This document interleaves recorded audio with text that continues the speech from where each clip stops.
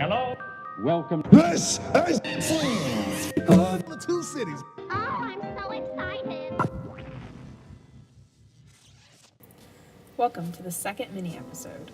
This week, Ellie is once again at a wedding. We're at that age where everybody's getting married. So I'll be sharing with you one of my favorite strange places, the Winchester Mystery House. At 525 South Winchester Boulevard in San Jose, California, is the former residence of Sarah Winchester, the widow of William Wirt Winchester, who was the treasurer of the Winchester Repeating Arms Company. The Queen Anne-style Victorian mansion is famous for its size and architecture.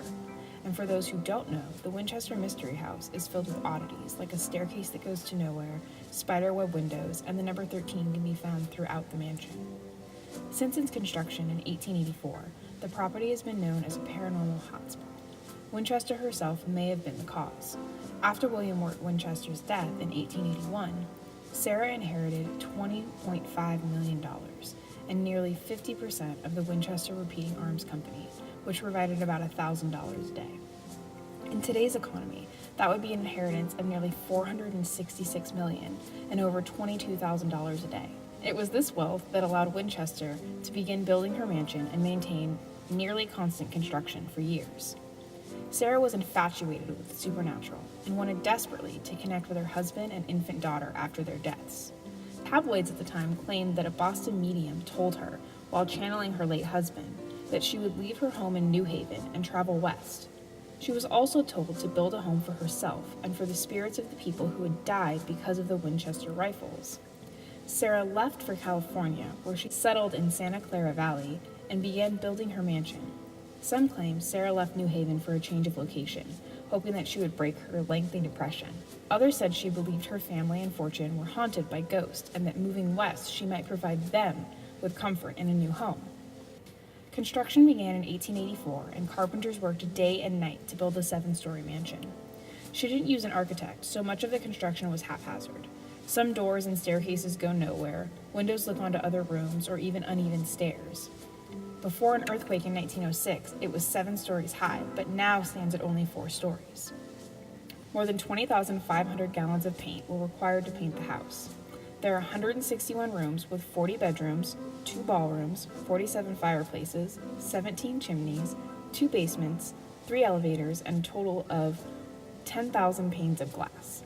The property was originally 162 acres, but has now been reduced to 4.5 acres, the minimum required to contain the house and nearby buildings.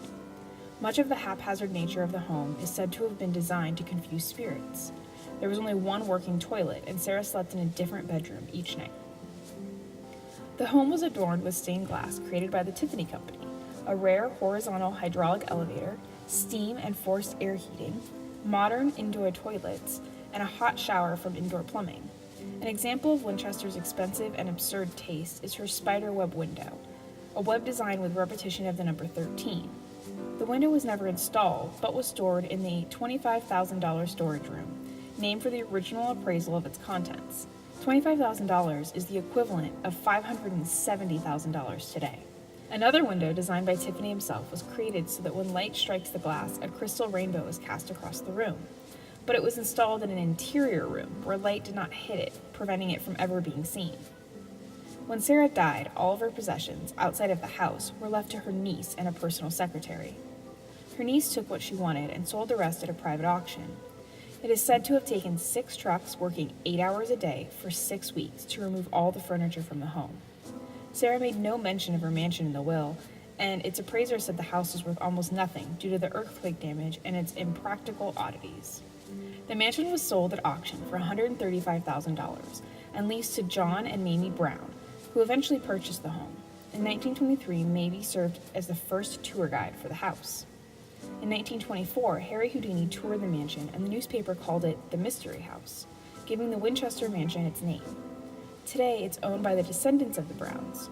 Sarah's preoccupations remain in the home: spiderweb patterned stained glass, drains with 13 holes, wall hooks in multiples of 13, chandeliers modified so that 13 candles would sit in them, and every Friday, the 13th, a large bell at the mansion is rung 13 times at the 13th hour.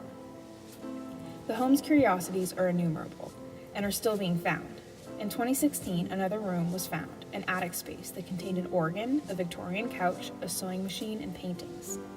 The house is open for tours, and you can visit the infamous $25,000 room, the seance room where Sarah interacted with spirits and received instructions for the design of the house, the Daisy bedroom where Mrs. Winchester was trapped during the San Francisco earthquake of 1906, Sarah's bedroom where she passed away in 1922, the grand ballroom which was built without nails, the corridors where footsteps are often heard, where feet are not present to make them, the witch's cap, and the observation tower.